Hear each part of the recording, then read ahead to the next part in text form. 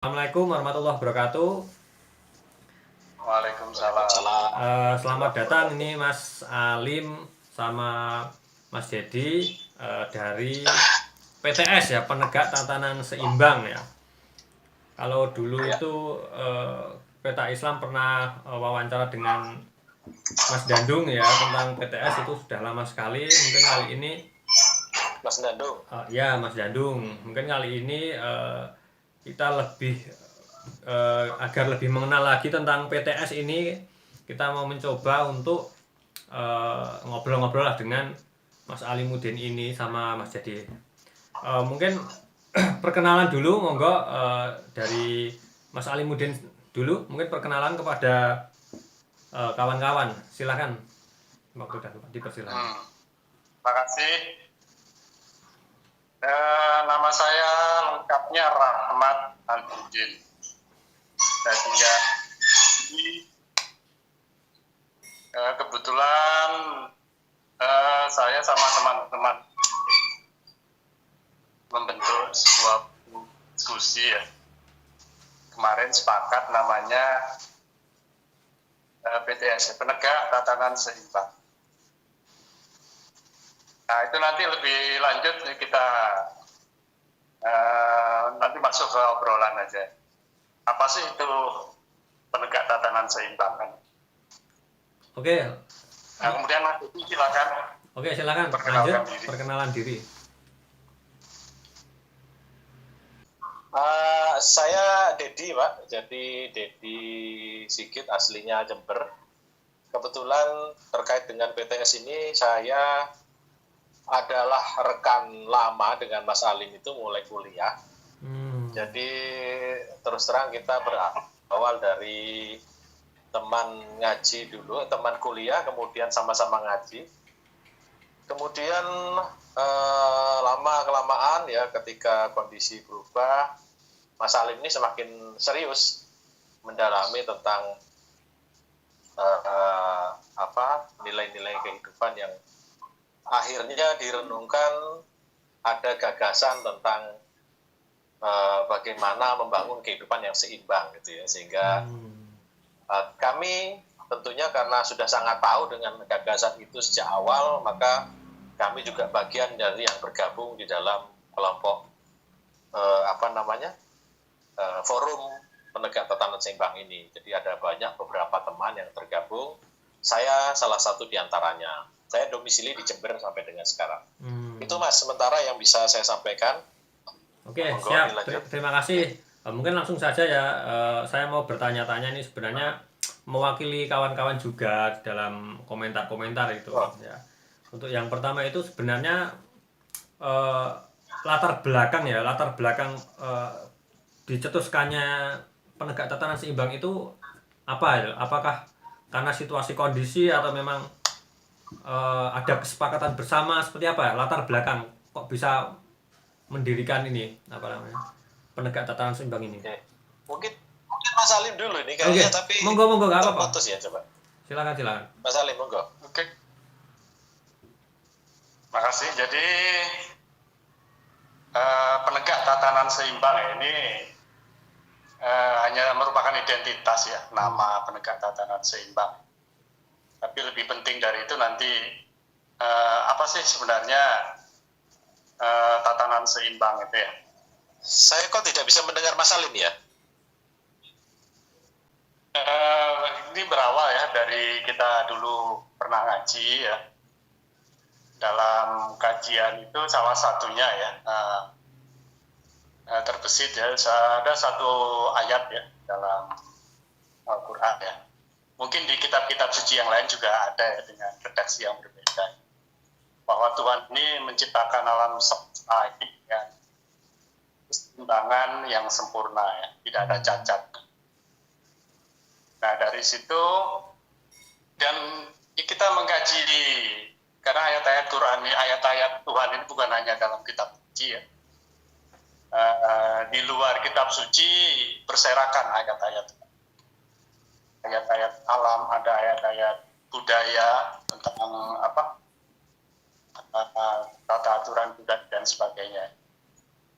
Nah dari situ tergambar bahwa alam semesta yang luar biasa besar ya. Itu kalau para ahli astronomi memperkirakan diameter dari alam semesta itu 93 miliar tahun cahaya. Bukan meter, bukan kilometer persegi, tapi tahun cahaya. Entah itu nolnya berapa ya kalau dibentangkan. Jadi cukup luas ya. Dan semua itu tersusun dengan sangat teratur, seimbang ya. Alam semesta terdiri dari galaksi-galaksi, di dalam galaksi terdiri dari mungkin jutaan atau miliaran tata surya. Di dalam tata surya ada bintang atau matahari dan planet-planetnya yang teratur juga pergerakannya dan sangat seimbang. Nah, dan dalam tata surya kita ya, ada salah satu planet yang namanya bumi. Kebetulan posisinya sangat pas seimbang terhadap matahari.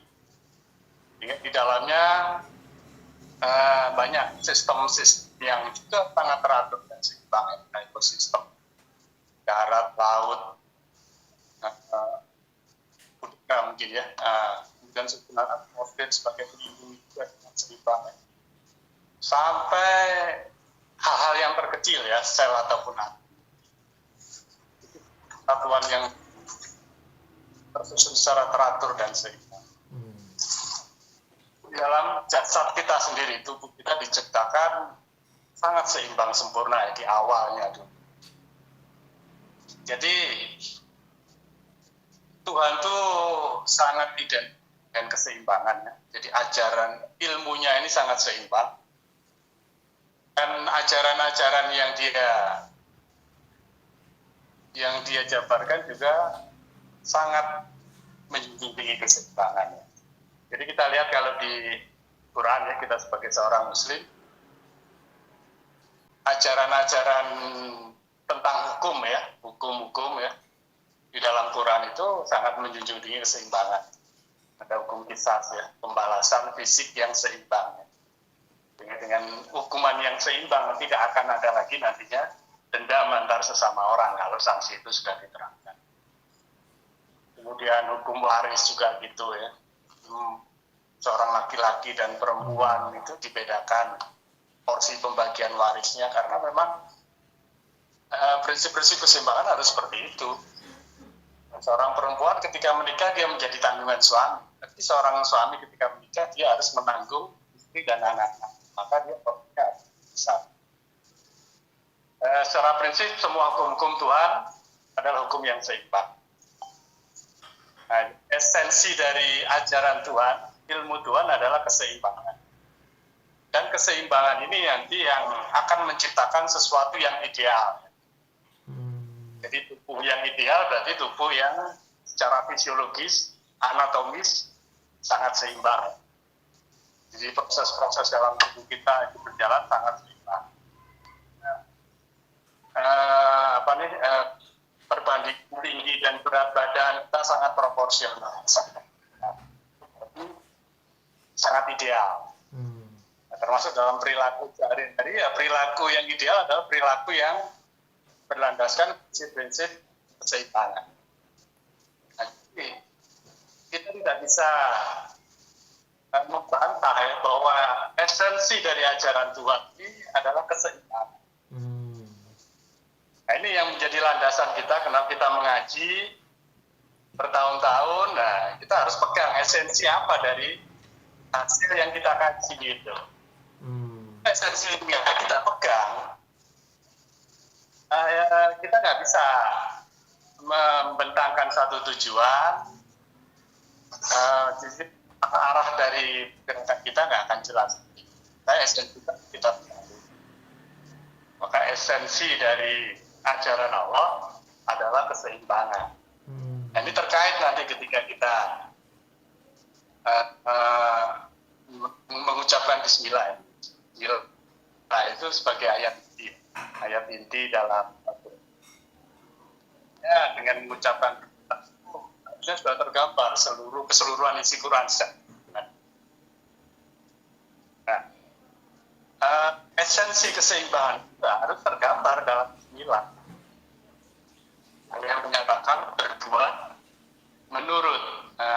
atas nama Allah atau menurut ketentuan Allah, yang berarti ya ketentuan Allah, ajaran Allah adalah ajaran yang sangat seimbang, ajaran yang bertujuan untuk mewujudkan kehidupan seimbang. Nah itu. Oke, jadi latar belakang Di ajaran Tuhan adalah keseimbangan. Ya. Silakan. Ya, jadi latar belakang yang mendasari adanya penegak tatanan seimbang ini adalah memang dari ayat-ayat Al-Quran memang ada, istilah prinsip-prinsip itu kan ada, ya. Kemudian memang dari hasil dari pengkajian ya, jadi hasil pengkajian kemudian mendapat apa istilahnya suatu ajaran dari Tuhan itu, dari Allah, dari hasil kajian itu bahwa segala sesuatu itu bersifat seimbang, baik itu alam semesta, baik itu apa namanya, semua yang Allah ciptakan itu dalam gerak seimbang. Nah, apakah penegak tatanan seimbang ini dimaksudkan untuk menegakkan keseimbangan budaya? Apakah seperti itu?